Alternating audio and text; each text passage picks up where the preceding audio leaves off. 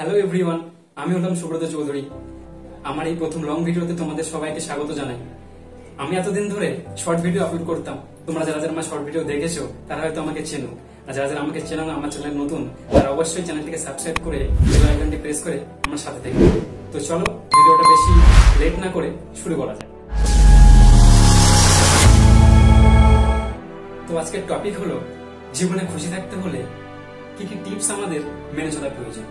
Number 1, যেখানে তোমার কদর নেই সেখানে যেও না, কারণ যারা তোমার কদর করে না, যেখানে তোমার কদর নেই, তারা তোমাকে কখনো ইম্পর্টেন্স দেবে না, বরং তোমাকে তারা সবাই একটা অপশন হিসেবেই ব্যবহার করে যাবে।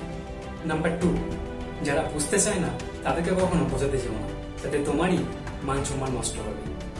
নাম্বার 3, যাকে সত্যি কথা বললে রেগে যায় তার কখনো রাগ ভাঙিও না, কারণ তারা মিথ্যা কথাতেই খুশি, সত্যি কথা তাদের হজম হবে না।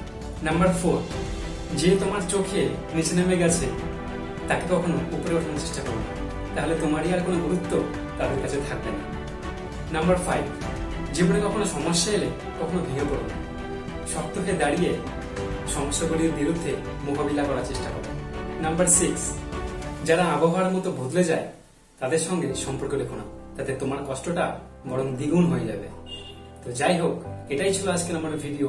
এই কথাগুলি তোমরা যদি মেনে চলো তাহলে হয়তো জীবনে তোমাদের কষ্টটা একটু হলেও কম হতে পারে। তোমরা কমেন্ট করে জানিও ভিডিওটা কেমন লাগলো।